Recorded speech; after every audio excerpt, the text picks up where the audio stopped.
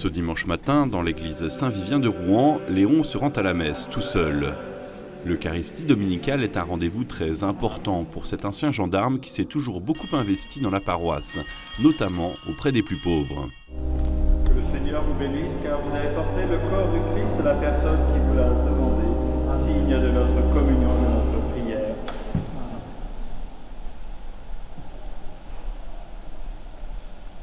Marié depuis plus de 60 ans, Léon a toujours tout partagé avec sa femme, Evelyne, sa vie de foi comme son service auprès des autres.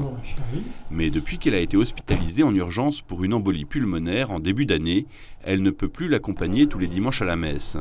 Alors, Léon lui porte la communion.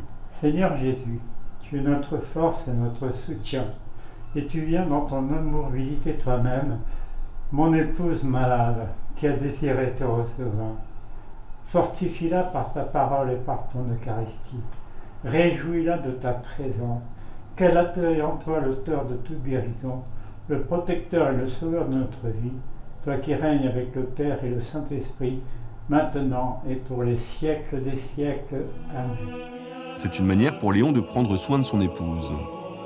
Par amour, oui, tout à fait. De toute façon, il ne faut pas avoir peur de prononcer cet amour. Hein, il y a 65 ans qu'on va être mariés, là, prochainement. Voici l'agneau de Dieu qui enlève le péché du monde.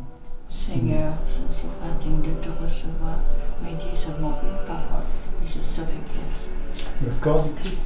Amen.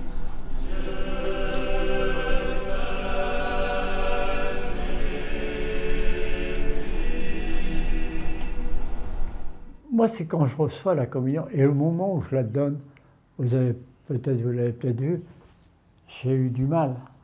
Parce qu'il y avait un intense moment d'amour qui se passait à ce moment-là. Ça nous réunit un peu plus, si vous voulez. Dieu est présent.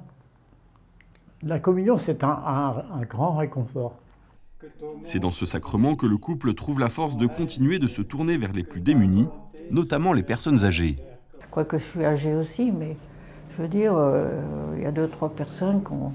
Là, il faut que j'en voie une parce que je l'avais perdue de vue, et puis j'ai vu sa fille.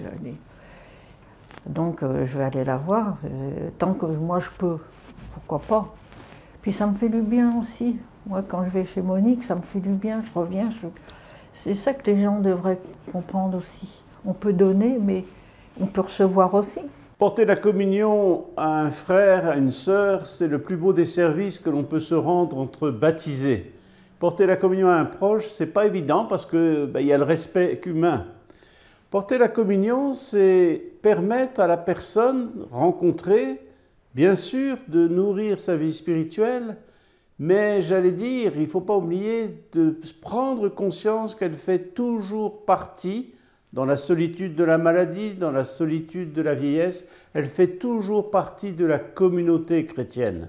Et ça, c'est évidemment essentiel, car le danger de la personne isolée par la maladie, par l'âge, par le fait qu'elle ne puisse pas aller jusqu'à l'église, c'est de se croire complètement abandonnée. Et comme nous l'avons vu dans ce reportage, le prêtre bénit celui qui est envoyé. C'est-à-dire que c'est la communauté chrétienne qui s'intègre dans le fait de transmettre l'Eucharistie. Et donc, il est important que la communion, de se rendre compte que la communion n'est jamais une chose personnelle. J'allais dire, un peu comme le disent les enfants du catéchisme, il y a Jésus et moi. Non, c'est le Christ qui se donne par son Église. Et le signe de l'Église, c'est cet envoi. Et le signe de l'Église, c'est que la personne qui reçoit l'Eucharistie est membre de la communauté chrétienne. C'est donc une étape importante qui fait que pour celui qui porte la communion, eh bien, son action de grâce, sa prière après avoir lui-même communié à la messe, se poursuit en transmettant ce qu'il a reçu. C'est la phrase de saint Paul dans l'épître aux Corinthiens, « Ce que j'ai moi-même reçu, je vous le donne ». C'est comme ça que l'Eucharistie se vit, d'une certaine manière.